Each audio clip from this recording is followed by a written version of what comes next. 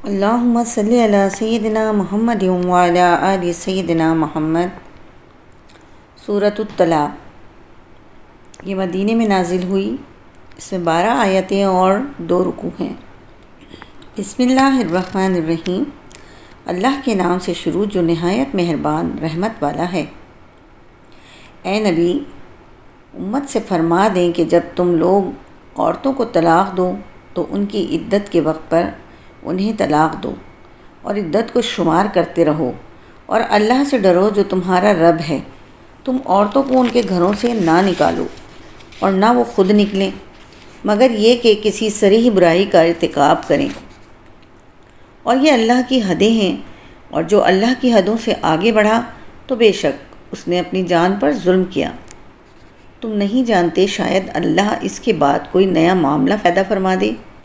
تو جب عورتیں اپنی مدت تک پہنچنے کو ہوں تو انہیں بھلائی کے ساتھ روک لو یا انہیں بھلائی کے ساتھ جدا کر دو، اور اپنوں میں سے 2 عادل گواہ بنا لو، اور اللہ کے لیے گواہی قائم کرو۔ یہ ہے جس سے اس شخص کو نصیحت کی جاتی ہے جو اللہ اور آخرت کے دن پر ایمان رکھتا ہو، اور جو اللہ سے ڈرے اللہ اس کے لیے نکلنے کا راستہ بنا دے گا اور اسے وہاں سے روزی دے گا جہاں اس کا گمان بھی نہ ہو، اور جو اللہ پر بھروسہ کرے تو وہ اسے کافی ہے۔ بے شک اللہ اپنا کام پورا کرنے والا ہے۔ بے شک اللہ نے ہر چیز کے لیے ایک اندازہ مقرر کر رکھا ہے۔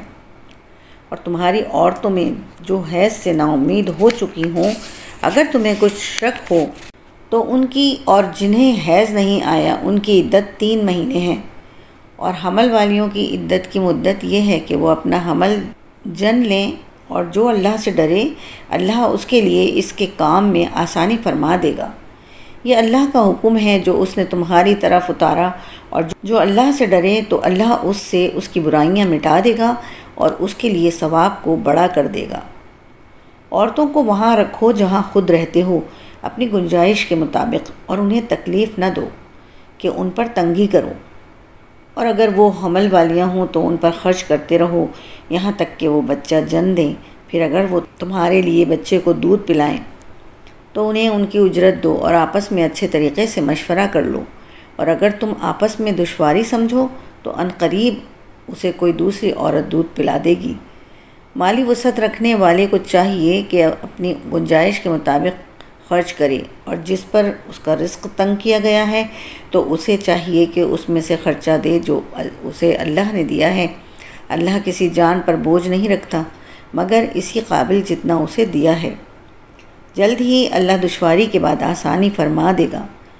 اور کتنے ہی شہر تھے جنہوں نے اپنے رب کے اور اس کے رسولوں کے حکم سے سرکشی کی تو ہم نے ان سے سخت حساب لیا اور انہیں برا عذاب دیا، تو انہوں نے اپنے کام کا وبال چکھا اور ان کے کام کا انجام خسارہ ہوا۔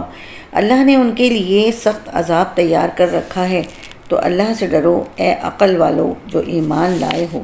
بے شک اللہ نے تمہاری طرف نصیحت اتاری، نیز رسول بھیجا جو تم پر اللہ کی روشن آیتیں پڑھتا ہے، تاکہ وہ ان لوگوں کو اندھیروں سے نور کی طرف لے جائے جو ایمان لائے اور انہوں نے اچھے کام کیے۔